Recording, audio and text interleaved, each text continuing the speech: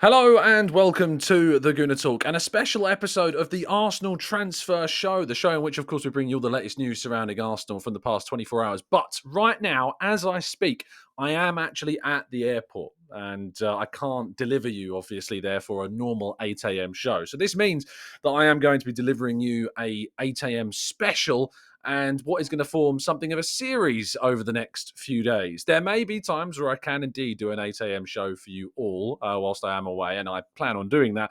But whilst I am on holiday, there will be a couple of days where I'm going to throw out this special series. Now, don't worry, it's not going to diminish the level of quality that we always try to bring you on the channel because I have assembled the Arsenal Avengers, if you will, and put together a collection of content creators from different spaces to talk about a dream transfer window for Arsenal. All of these people have given their dream forwards, their dream midfielders, their dream defenders, and of course, we're going to be going through each one of them in different episodic features. So we're going to start today with the dream forwards. So to kick things off, I've got to tell you what I think, of course, is a dream forward for Arsenal. And that includes the centre forward, it includes the wide areas. And for me, the centre forward position stands out as a real key feature of Arsenal's summer. We need to raise that floor, as we talk so often about here at the channel. And I think making sure that we add somebody that improves on Eddie Nketiah, but also brings you that level of quality that we've been searching for, is obviously really, really important. Benjamin Sesko is at the moment the standout candidate in terms of who Arsenal are going for. But my dream signing was always Alexander Isak. The pace, the power,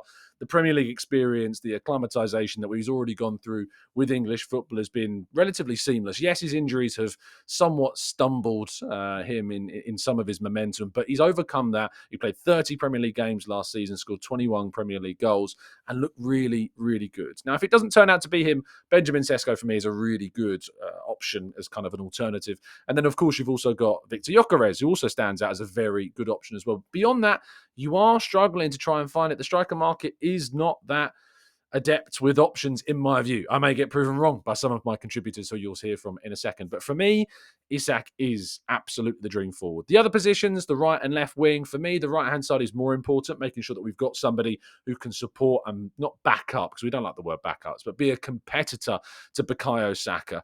Xavi Simons is that guy for me. If Arsenal could go and get him on a loan with an option to buy, because PSG don't seem too keen to keep him at the club, or he doesn't seem too keen to be at PSG next season, whatever the situation is, a loan with an option would be perfect. But if you could go and buy him, I absolutely would. Pace, technical brilliance, an ability to take players on fantastically well, create, score goals. I feel like this kid's got the whole package and still incredibly young as well. So for me, Xavi Simons and Sesko, or if a dreams could come true, Isak would be the guy for me, or the guys for me. But I'm now going to put you onto the hands of my very capable cast of brilliant content creators who I'm sure you'll recognize. Please show them plenty of love. Please show them plenty of appreciation. And here you go with your first episode of our Dream Arsenal Summer Window forwards, courtesy of this lot.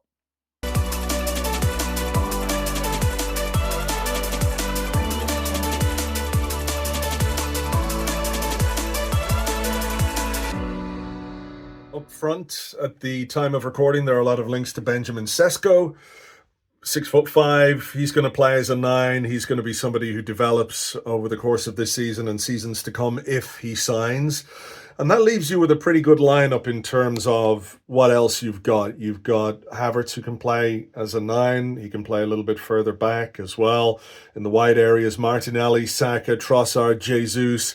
There's a lot there. I'm making the assumption that Eddie Nketiah will go and Reece Nelson might go as well. So if Sesko is the guy they're after, that does make some sense. I would like to see a winger, maybe somebody with a bit more pace, somebody with a lightning pace, just to give us something a little bit different in attack. Again, I'm not sure who that player is. Nico Williams is somebody who's very interesting at Athletic Bilbao, but there will be a lot of clubs after him this summer as well. I know there's interest in Pedro Neto, but his injury record would be a little bit of a concern. Whether they can squeeze another player into that forward line, we'll have to wait and see.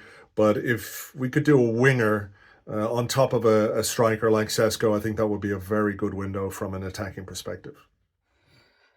So my dream summer signings for Arsenal when it comes to the kind of front line, I'm very much in the camp that we've got to sign a more traditional forward. I think Havertz did a brilliant job, particularly towards the end of the season. But a little bit of competition for him, I think, would be brilliant. So whether that player exists, I'm not sure. I don't see Arsenal going in for Osimhen. I don't think Edu is going to sanction that kind of spending. Would obviously love Isaac, although I know his injuries have been a problem. The player that everyone's talking about, Sesko, I think fits the bill. He's young. I think he's that kind of like malleable player that Arteta really likes to kind of get his hands on and bring into the way that Arsenal play, versus a player that's more established. And I think if you actually look at Osimhen's numbers, he's not actually as prolific as we would want. So I don't see Arsenal going in for the big money, but I do see them strengthening that kind of forward position. I also think we need a backup for Saka. He has played so much football, and I don't know who is out there who could do that, but ultimately, we need someone who can play with Ben White, who can, do what Saka does to allow him to rotate the squad a bit more. So strengthening in the forward line, and obviously on the right as well. I think the left, Martinelli I back to kind of bounce back from a poor season by his own standards. I think the chopping and changing we had at left back didn't really help, but now that we hopefully have got Timber back, I fully back Martinelli to come back. So I would focus on the right side, understudy for Saka, and then a forward as well.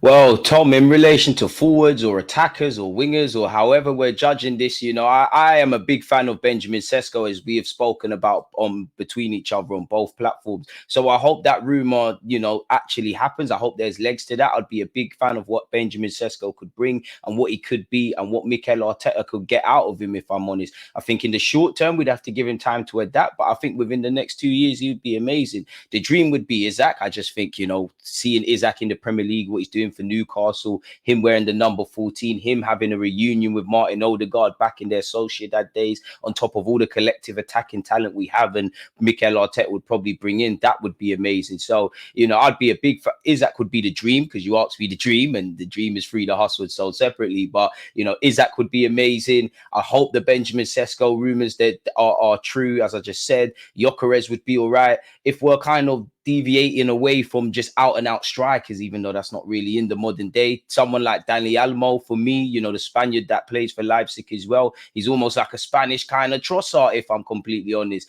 I'm a big fan of Pedro Neto, but again, you can never say never, but it's fair to say that probably isn't going to happen. So yeah, that would be it for me, really and truly, Tom, man. Hey Tom, hey Gooner Talk people. This is my dream window in terms of forwards for Arsenal this summer. Yeah, I think this is where we need to spend the big money. Honestly, I think this is kind of to spend the Declan Rice type money that we did last summer. I think this would be the position if I could choose. It would be in the forward positions. I do feel sometimes you are dictated to by the market. You're always dictated to by the market, but I do think there is enough in the forward areas to go and do that.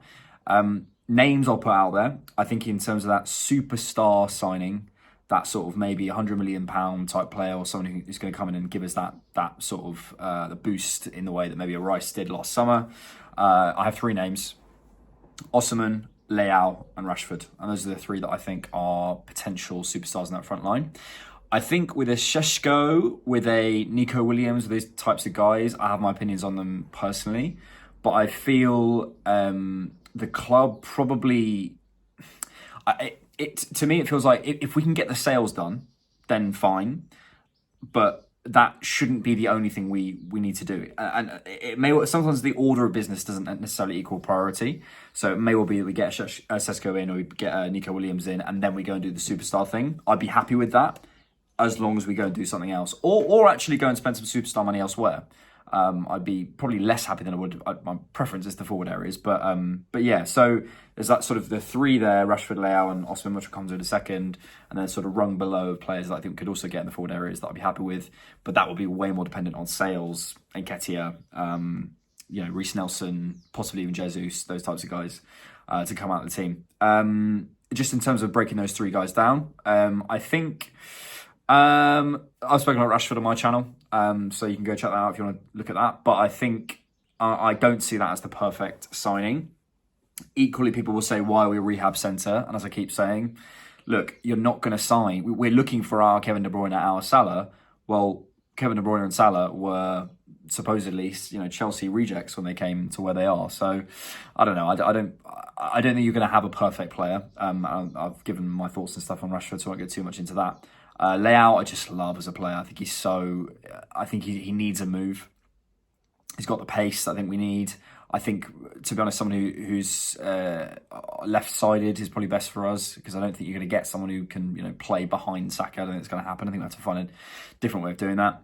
And then Osimhen, I love him. I think he's a very different type of profile, more of a box presence, can move centre-backs in different ways, can run the channels, can do a lot of stuff. I think the only thing is, when I've watched him link up, I've not felt it's particularly sophisticated. But if we have a Kai Havertz who's stepping in from midfield as almost like a second striker, then maybe we don't need that. So yeah, and then that's all dependent on deals and stuff. But yeah, that's the shape of my dream window for the forwards. There is no doubt in my mind who the forward would be when it comes to a dream signing this summer for Arsenal, and it's Alexander Isak at Newcastle. 100%. No one else comes into the equation for me. I think who would be absolutely perfect. Do I think it's going to happen? No, I can't see it happening at all. I think Newcastle have no interest in selling, and I think the money it would take to even tempt them into doing business just puts him out of the equation. But we're talking dream signings here, and he is absolutely perfect. He can play coming in off the left-hand side. He can play as a central striker. He presses well. He's dynamic. He's aggressive.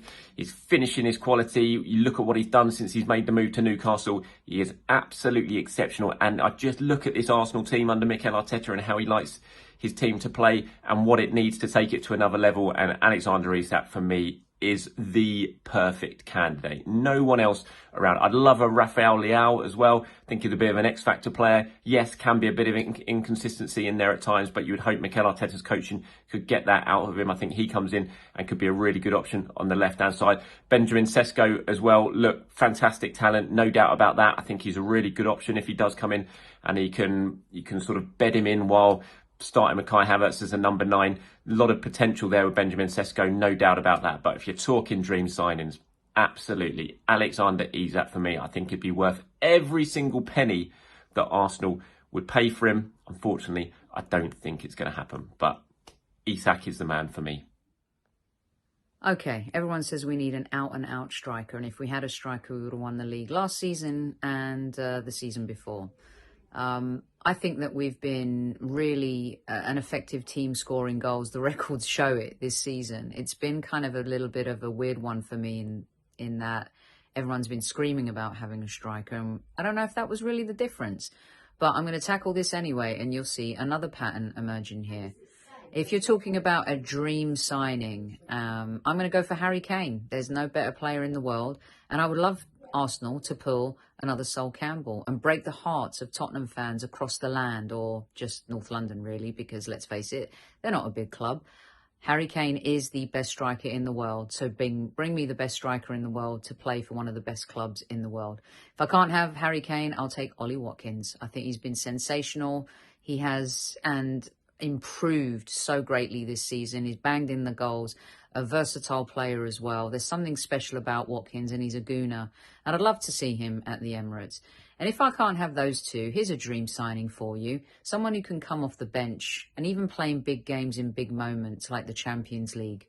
Bring me Robert Lewandowski.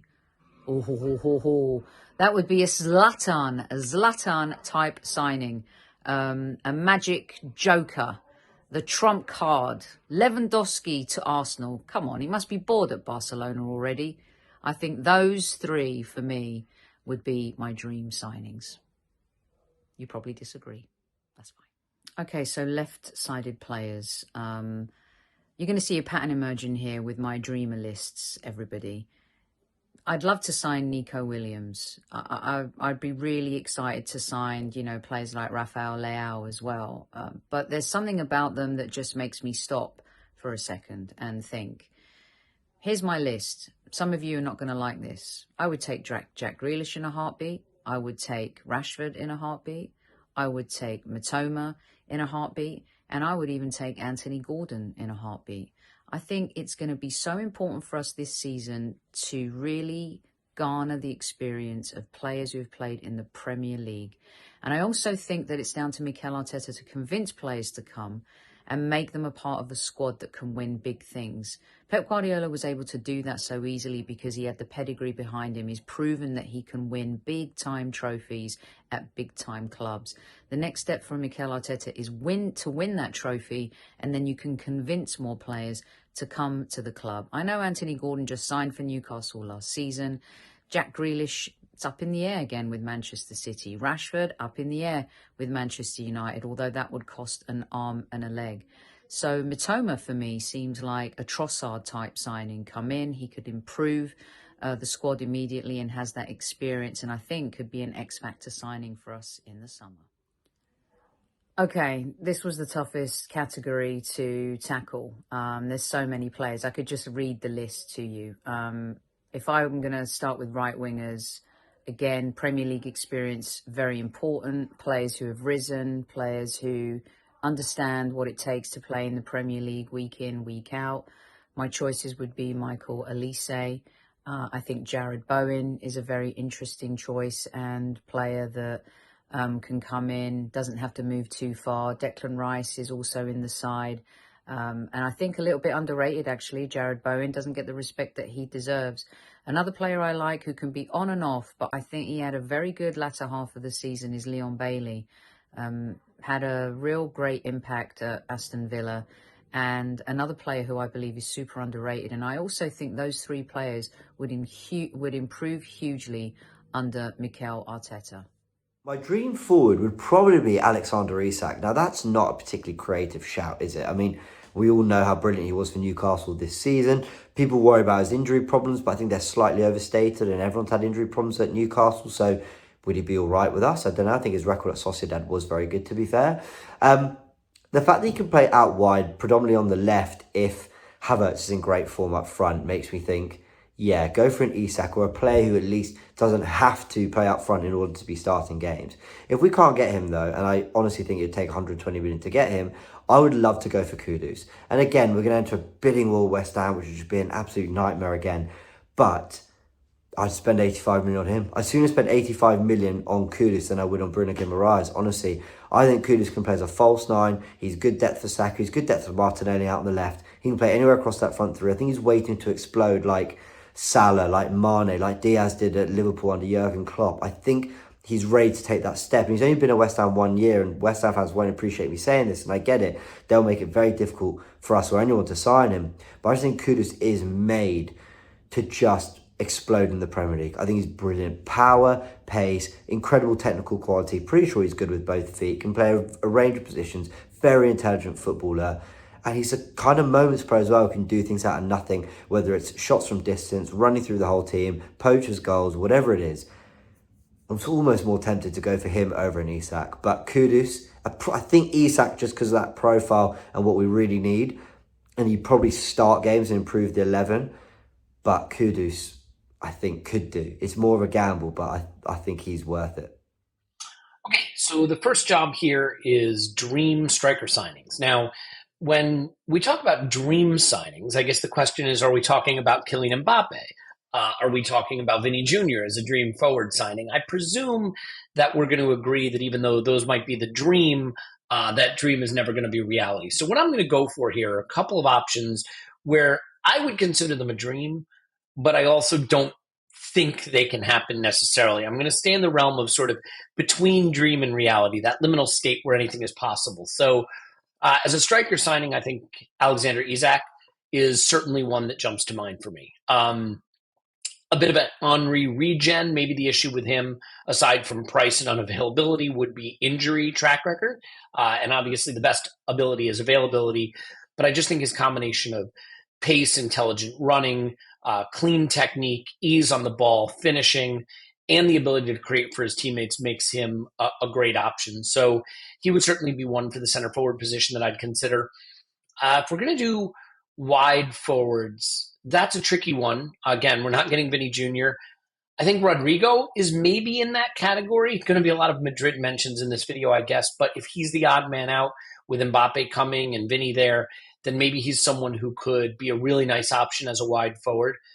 Another player that I'm going to mention is one that I think will be divisive, and people may not believe that I'm going to list him as a dream signing, but I'm going to throw in Darwin Nunez. I just think if you said to me, who's a player that if it all goes click, has what it takes to be at the Haaland and Mbappe kind of level in terms of output, then it is Darwin Nunez. In terms of his raw pace, in terms of his power, in terms of the chaos he creates, the devastation he creates in the attacking third, there's really no one like him. He takes almost 5 shots per 90. His expected goals plus expected assists, I believe over 1 per 90, or at least right about there. Maybe in excess even of Haaland's output, or certainly close to it.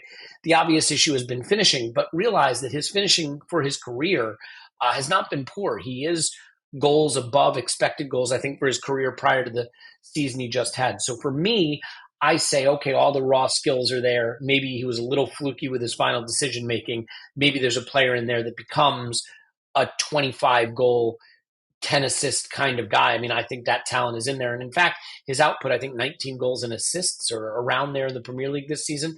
Not a bad output for someone who had a quote unquote bad season. So again, not players I think we can necessarily get in Rodrigo, Isak, and Nunez.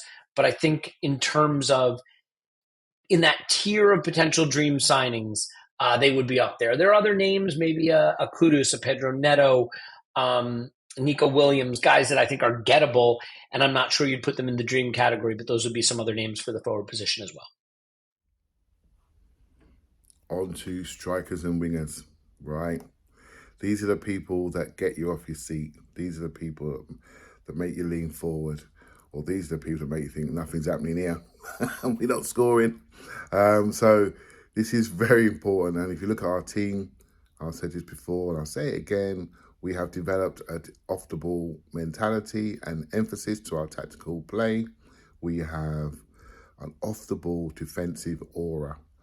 When we turn up at these big grounds, ask yourself honestly, late in season, despite how well we really did, we had Trossard, we had Havertz, and we had Saka. Havertz played brilliantly, was starting to tire slightly. Trossard exceeded my expectations. And Saka just ran himself into the ground, particularly against Bayern Munich. And we struggled with him thereafter. He's obviously carrying something. So we lack energy and we lack offensive aura if Saka's slightly down and Martinelli dropped a bit of form. Jesus dropped a bit of form. So this team needs an offensive refresh. It does. There's no doubt about it. It does. And I always go back to the dressing room. If you're a defender for the opposition team and you're putting on your shin pads, you want to think, shoot, look who they've got today in their first 11. Look who they got on their bench up front. And basically, we're going to have to beat this team twice. We're going to have to beat them twice. If we see the first set of strikers off, the next one are coming on. When we get to that point, we're in business, people. So the one I like, you guys know probably, Tom definitely knows, Benjamin Sesko.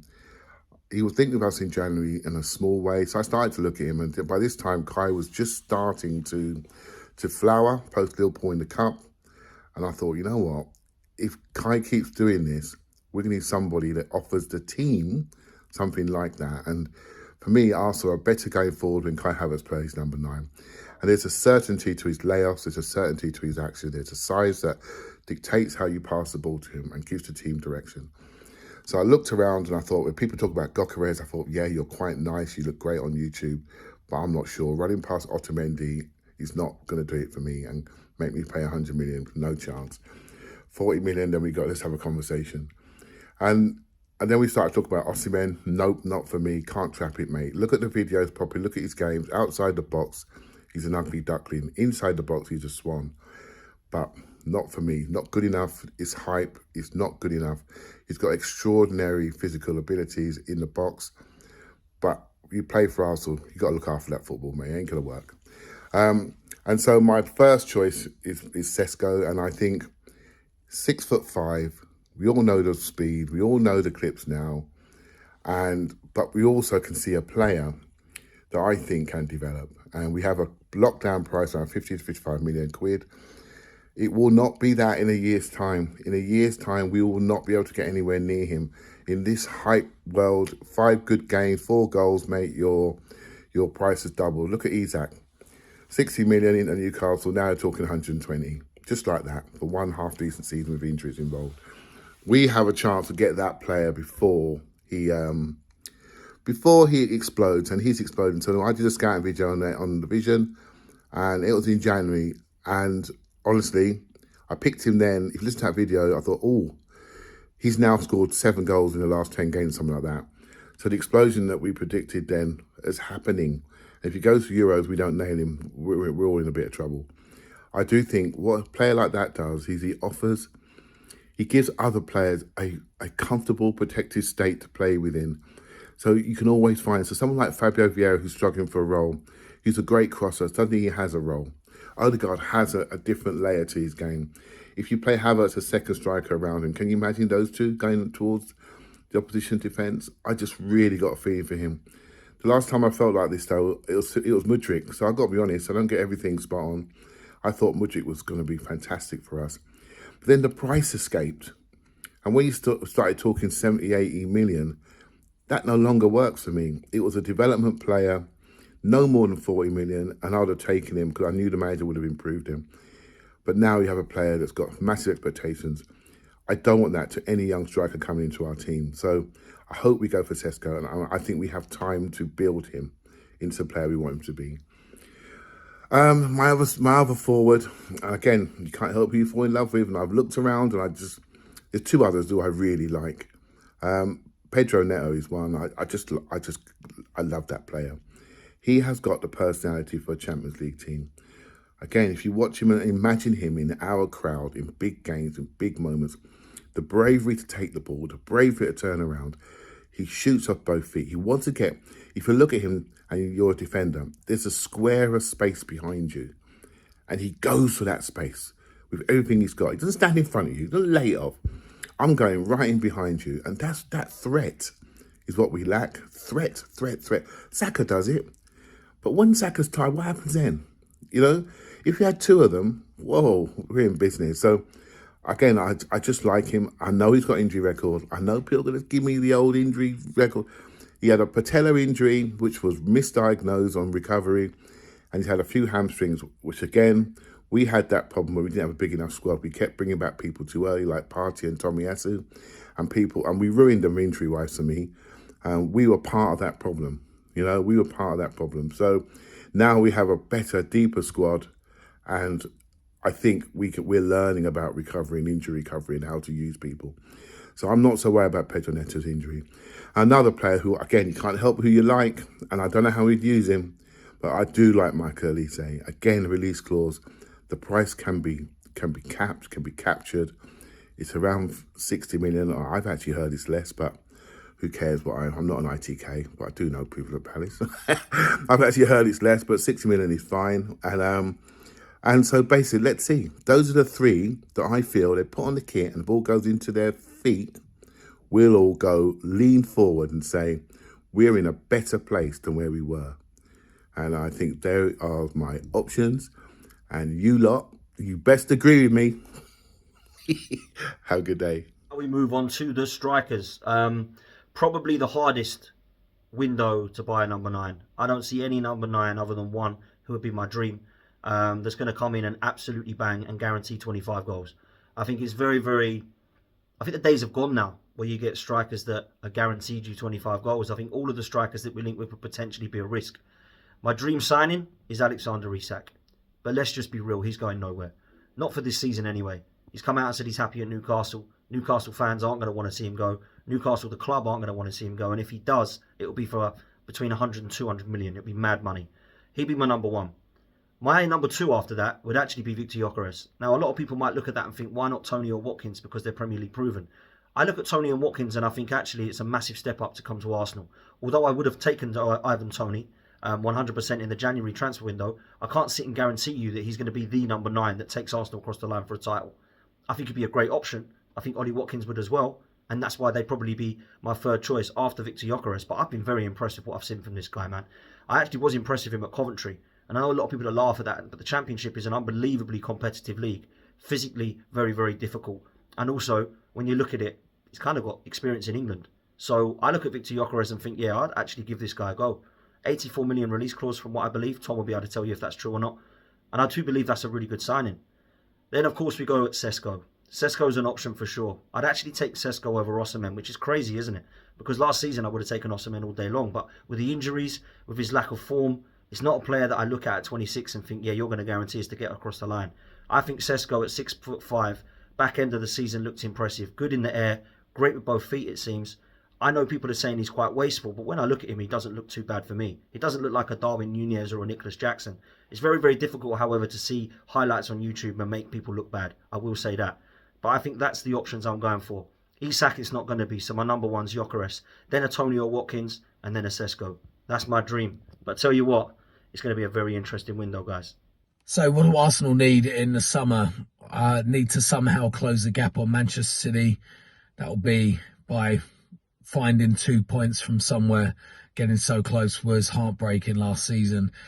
Look, we saw it the season before with bringing in David Raya to replace Aaron Ramsdale. That was an area that Mikel Arteta saw as a possibility to close the gap on City. He believed that that player could earn Arsenal more points than Aaron Ramsdale. And I think as the season's gone on, I think Arsenal fans believed it and can see what Mikel Arteta was doing. But going into the new season, look, let's start with a frontline forward. We've been craving it all season.